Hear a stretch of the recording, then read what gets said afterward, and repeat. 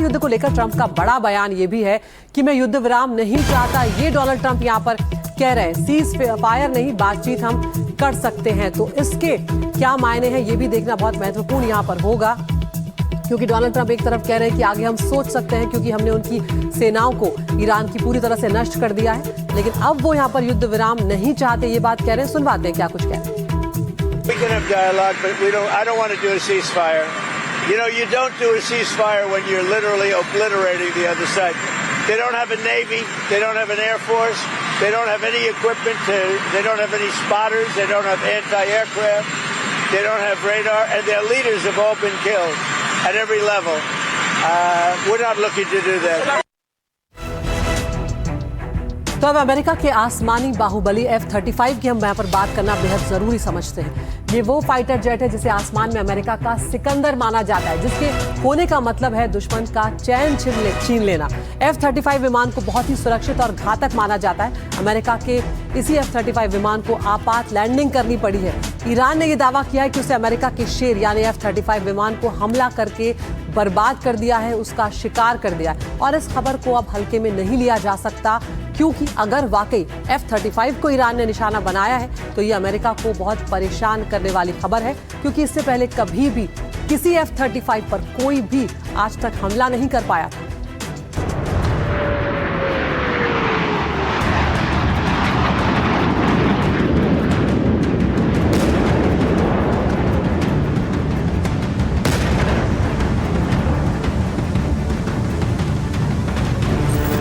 आसमान में उड़ता अमेरिका का शौर्य,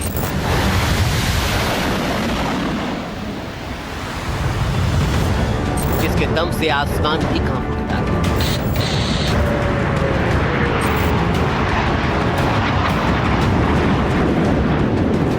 दुनिया का सबसे ताकतवर और घातक विमान, जिसकी जद में आने का मतलब दुश्मन का खात्मे में। आसमान के इसी हाहाकारी शेर अमेरिका के महारक्षक पर निशाना लगाने की खबर आई है, और ये उसी की जीती जागती तस्वीर बताई जा रही है। खबरों के साथ ये वीडियो जारी किया गया कि F-35 पर हमला हुआ है। ये दावा ईरान की IRGC ने किया है, जिसके मुताबिक ईरान के हमले में अमेरिका के F-35 को निशाना बनाया गया, जिसे पश्चिम एशिया के एक एयरबेस पर आपात लैंडिंग करनी पड़ी, क्योंकि विमान क्षतिग्रस्त हो गया। खास बात यह है कि इस खबर की पुष्टि खुद अमेरिका ने भी कर दी। अमेरिकी सेंट्रल कमांड सेंटकॉम के प्रवक्ता के मुताबिक 5वीं पीढ़ी का स्टील्थ जेट ईरान के ऊपर एक लड़ाकू मिशन पर था, तभी उसे आपात स्थिति में उतरना पड़ा। विमान ने सुरक्षित लैंडिंग की है और पायलट की हालत स्थिर है। इस घटना की जांच की जा रही है। लेकिन अगर ये हमला हुआ है तो इसे सामान्य नहीं माना जा सकता। इस हमले ने अमेरिका के डिफेंस सेक्टर में खलबली मचा दी है, क्योंकि F-35 भी कोई सामान्य सा फाइटर जेट नहीं है। ये 5वीं पीढ़ी का उन्नत विमान है, जो अमेरिका की आसमानी सुरक्षा का अहम खिलाड़ी है, जिसका दम अमेरिका खुद भरता रहता है। इसे दुनिया का सबसे सुरक्षित फाइटर जेट माना जाता है, जिसे अमेरिका इजराइल खास ऑपरेशन में इस्तेमाल करते हैं। ये दुनिया का सबसे महंगा और रडार से बचने वाला विमान है। दुनिया का सबसे उन्नत सेंसर फ्यूजन तकनीक से लैस विमान, जिसकी मदद से पायलट विमान के चारों तरफ 360 डिग्री ऊपर नीचे हर तरफ देख सकता है। यह सुविधा दुनिया में किसी दूसरे विमान में नहीं है। रडार से बचकर उड़ान भरने और हमले में सक्षम है। दुश्मन के मिसाइल और रडार को जाम करने की क्षमता रखता है। डीप स्ट्राइक क्षमता है, जिसके तहत दुश्मन की सीमा के भीतर घुसकर हमला करने में भी सक्षम है। करीब 2000 किलोमीटर की स्पीड से 2200 किलोमीटर तक की रेंज है। Multi role jet air to ground निगरानी में माहिर है। घातक हथियारों से लैस और सटीक हमले में माहिर माना जाता है, जिसमें लगातार अपग्रेड होने वाली ब्लॉक 4 मॉडर्नाइजेशन तकनीक का इस्तेमाल किया गया है। करीब 1000 करोड़ रुपए के इस विमान पर हमला अमेरिका के लिए एक बड़ा झटका माना जा रहा है, क्योंकि इस विमान को स्टेल्थ तकनीक का मास्टर माना जाता है, जिसे दुश्मन देशों के राडार और डिफेंस सिस्टम आसानी से नहीं पकड़ सकते। लेकिन जिस तरीके से ईरान ने इस विमान को ट्रैक और हिट किया है, उससे कहीं न कहीं अमेरिका के अजेय तकनीक पर सवाल उठ खड़े हुए हैं। अमेरिकी तकनीक पर सवाल सिर्फ F-35 को लेकर नहीं है। ब्लूमबर्ग की रिपोर्ट के मुताबिक ईरान से युद्ध में अमेरिका को अपने 16 उन्नत विमानों का अब तक नुकसान हो चुका है। कहे तो अमेरिका की तकनीक को ईरान ने भेद डाला है। कुवैत में 3 F-15 लड़ाकू विमान क्रैश हो चुके हैं। ईरान में F-35 स्टेल्थ फाइटर जेट पर अटैक हुआ है। ईरान में KC-135 रिफ्यूल विमान क्रैश हो चुका है। 10 से 12 MQ रीपर ड्रोन को नुकसान पहुंचा है। जॉर्डन में थर्ड मिसाइल सिस्टम तबाह हो चुका है। पैट्रियट मिसाइल सिस्टम तबाह होने की खबर आई थी। कतर में AN/FPS 132 early warning radar system ध्वस्त करने की भी खबर आई थी। उधर UAE में सैटेलाइट कम्युनिकेशन सिस्टम भी तबाह करने की खबर आई थी। ये सारे नुकसान इस तरफ इशारा करते हैं कि अमेरिका की वो तकनीक जिसके दम पर वो सारी दुनिया में अपने हथियारों को बेचता रहा है, उन पर अब सवाल खड़े हो रहे हैं। अमेरिका के इन हथियारों की तो किरकिरी हुई ही, मगर ये भी लोगों को समझ में आने लगा कि बड़े भारी हथियारों के मुकाबले छोटे, इफेक्टिव और नंबर्स में, यानी कि बहुत सारे नंबर्स में हथियार ज्यादा कारगर साबित होते हैं बजाय बहुत बड़े प्रोटोटाइप हथियारों के। अमेरिकी डिफेंस के दावे भी खोखले साबित होते रहे हैं, जिसपे हर बार ट्रंप ईरान की जमीनी ताकत को खत्म करने का दावा करते रहे हैं, क्योंकि ईरान की वायु रक्षा प्रणाली अभी भी न सिर्फ एक्टिव है, बल्कि वो अमेरिका के एडवांस जेट्स को भी शिकार बनाने का दावा कर रही है। उसकी तस्वीर भी पेश कर रही है। The war is proceeding very, very strongly. We're doing very, very well. Iran, knocking the hell out of them, and you have to do that. We can't let them have a nuclear weapon. We did a good job. And a lot of people appreciate it. A lot of presidents know they should have done it. It was 47 years of terror. Every time you see somebody with no legs, no arms, a face that's been really so badly damaged, so badly hurt, lives destroyed, 95% chance it came right out of Iran. Trump की इन बातों पर Iran का प्रतिघात लगातार भारी पड़ता जा रहा है। इसका सीधा नुकसान जहां अमेरिका की साख पर पड़ रहा है, वहीं सैन्य बाजार में भी अमेरिका को इसका नुकसान उठाना पड़ सकता है। Bureau report, NDTV।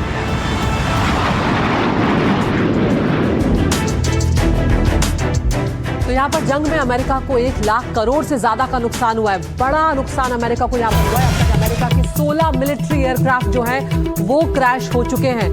तो ऐसा नहीं है कि ये जो दावे किए जा रहे हैं उसमें सारा नुकसान सिर्फ ईरान का हो रहा है। अमेरिका को बड़ा नुकसान यहाँ पर पहुंचा है। ड्रोन, फाइटर जेट एयरक्राफ्ट जो हैं और रिफ्यूल जेट समेत 16 सैन्य एयरक्राफ्ट अमेरिका के क्रैश हुए हैं और हजारों करोड़ का नुकसान यहाँ पर अमेरिका को इस युद्ध के बाद उठाना पड़ रहा है। और अगर के बाद भी ये खत्म नहीं होता है तो ये नुकसान जो है ये और ज्यादा बढ़ेगा, ये साफ नजर आ रहा है।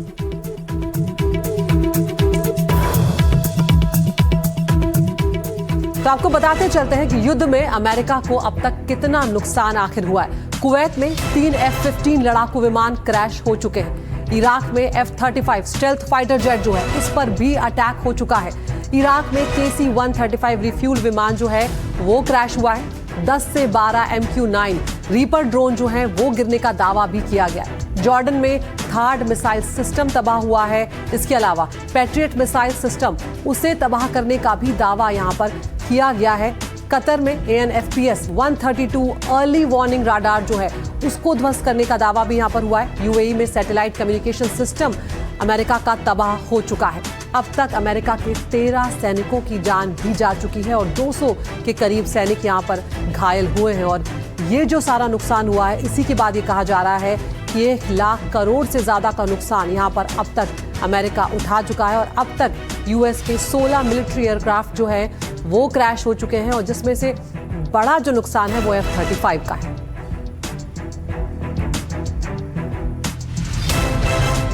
तो F-35 लड़ाकू विमान जो है वो भी यहाँ पर ध्वस्त किए जाने का दावा ईरान की तरफ से कहा गया है, जिसे आज तक किसी ने नहीं मार गिराया। तो उसकी खासियत क्या है ये यहाँ पर आपको बताते चलते हैं। F-35 स्टेल्थ लड़ाकू विमान है, राडार से बचकर उड़ान भरने की ये क्षमता रखता है। इसकी कीमत 11,000 करोड़ रुपए प्रति विमान है, यानी कि एक बहुत महंगा सौदा होता है इस तरह के जब आप डिफेंस डील करने जाते हैं। 5वीं पीढ़ी का फाइटर जेट इसे कहा जाता है। अमेरिका और उसके चुनिंदा सहयोगियों के पास ही F-35 विमान है।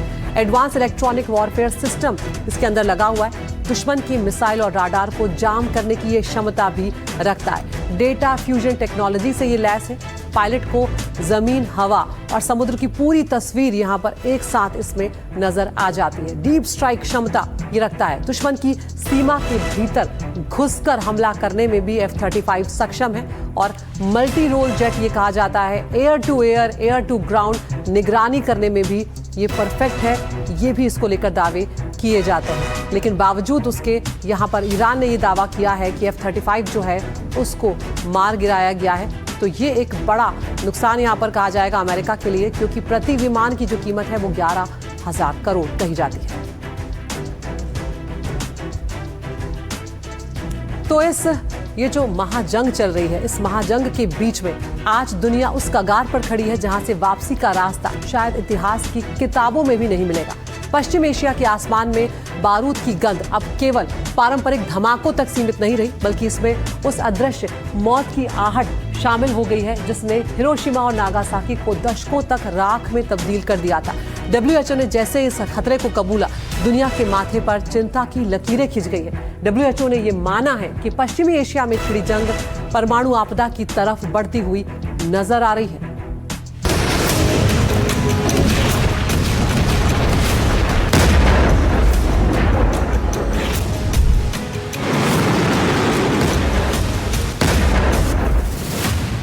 क्या 2 सेकंड में ईरान को खत्म कर देंगे ट्रंप?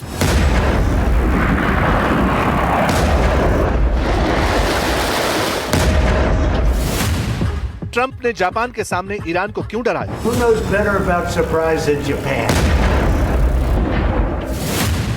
जो जापान के साथ किया वही ईरान के साथ होगा।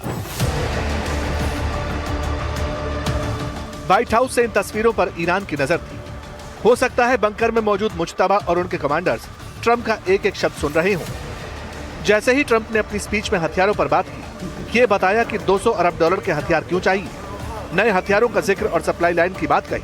उसी के फौरन बाद ईरान को न्यूक्लियर बम से उड़ाने की धमकी दे दी। Well, we're asking for a lot of reasons beyond even what we're talking about in Iran.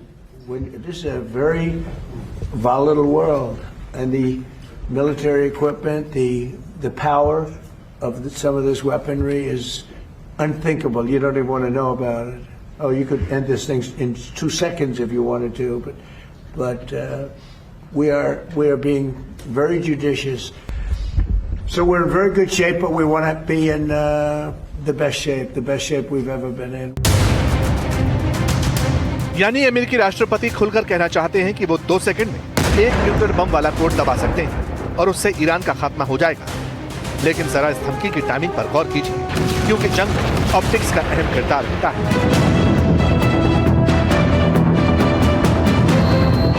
ये धमकी उस वक्त दी गई जब प्रेसिडेंट ट्रंप के सामने जापान के प्राइम मिनिस्टर सनाए तकायाची बैठी थी। वो जापान जिस पर अमेरिका ने पहली बार इन बमों का इस्तेमाल किया था और पर्ल हार्बर की घटना का संपूर्ण तरीके से बदला लिया था।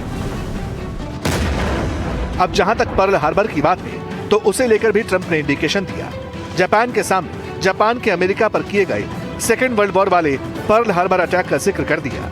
ट्रंप का बयान सुनाने से पहले पर्ल हार्बर का हमला और फिर अमेरिका का एटमी बदला दोनों समझना जरूरी है। दूसरे विश्व युद्ध के शुरुआती साल यानी 1939 से 1941 तक अमेरिकी जनता और वहां की संसद वॉर के खिलाफ था। अमेरिका ने कानून बना लिया था कि जो भी देश युद्ध में सम्मिलित रहेंगे वो उन्हें हथियार नहीं बेचेगा। हालांकि 1941 आते आते अमेरिका ने अपनी नीति में बदलाव किया और अमेरिका ने ब्रिटेन, रूस और चीन को उधार यानी लीज पर हथियार देना शुरू किया। इसे अमेरिका के लोकतंत्र का शस्त्रागार यानी आर्सेनल ऑफ डेमोक्रेसी कहा गया। लेकिन शायद अमेरिका ने अंदाजा नहीं लगाया था कि जो हथियार वो दे रहा है वो उसे युद्ध की तरफ खींचने वाले हैं। उस वक्त जर्मनी के अलावा जापान भी तेजी से अपनी सीमाओं का विस्तार कर रहा था। जापान ने अमेरिका पर पहला वार किया। 7 दिसंबर 1941 पर्ल हार्बर यूएस नौसेना बेस। रविवार का दिन था। पर्ल हार्बर पर हलचल। छुट्टी के दिन कई सैनिक प्रेयर अटेंड करने गए थे, लेकिन जैसे ही घड़ी के कांटे ने सुबह 7:55 को छुआ, अचानक बादलों को चीरता हुआ एक जापानी बॉम्बर दिखाई दिया। उसके पंखों पर जापान के उगते सूरज का लाल निशान था। कोई कुछ समझ पाता तब तक अमेरिकी जमीन पर बारूद बरस चुका था। इसके बाद तो त्राहिमाम मच गया।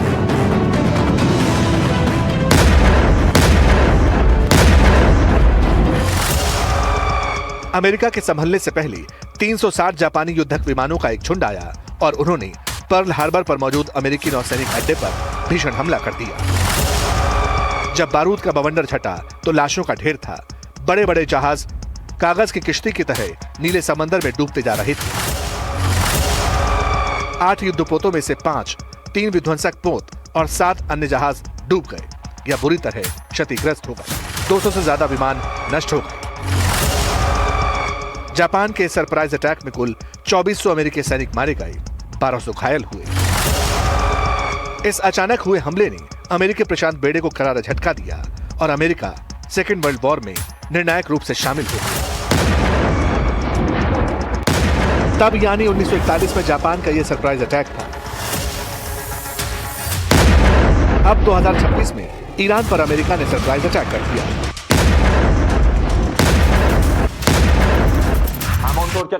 हम पहले भी ये ऐलान कर चुके हैं कि अब ईरान की सेना उन सभी जगहों पर हमला करेगी जो अमेरिका और इजराइल से ताल्लुक रखते हैं और हम उन हमलों की जिम्मेदारी लेने से पीछे नहीं हटेंगे। इन्हीं वार पलटवार के बीच जापान की तरफ से सवाल सिर्फ इतना था कि ट्रंप ने ईरान पर हमले से पहले दुनिया को क्यों नहीं बताया।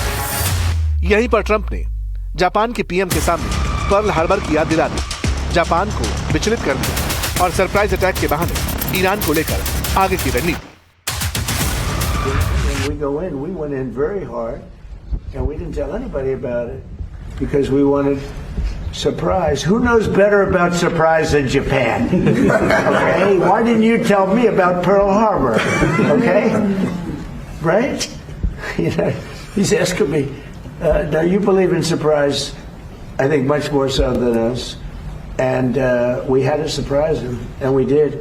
And because of that surprise, we knocked out, the first 2 days, we probably knocked out 50% of what we, and much more than we anticipated doing. So if I go and tell everybody about it, there's no longer a surprise.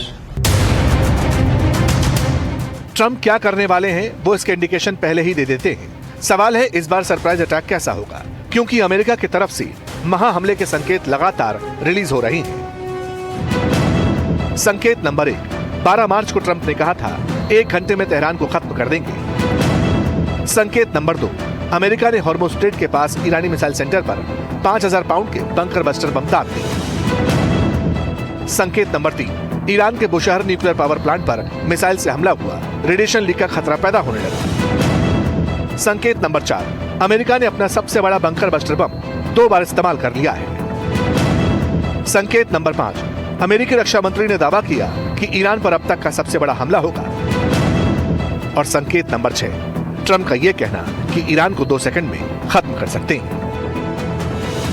Right now, they've lost their Navy, they've lost their Air Force, they have no anti-aircraft apparatus at all, they have no radar, their leaders are gone, and we can do a lot worse to one another. We're leaving certain things that if we take them out, or we can take them out by this afternoon, in fact within an hour, they literally would never be able to build that country back.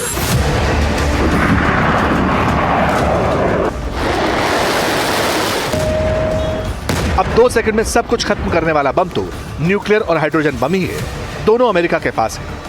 और कुछ दिन पहले America ने इशारों में यह भी बता दिया था कि इजराइल के पास भी ये ऑप्शन मौजूद है। लेकिन सवाल है, क्या अमेरिका जंग से निकलने के लिए टैक्टिकल न्यूक दाग सकता है? क्या छोटे इलाके पर एटमी हमला उसकी लिस्ट में है, या फिर यह काम भी इजराइल को सौंप दिया जाएगा?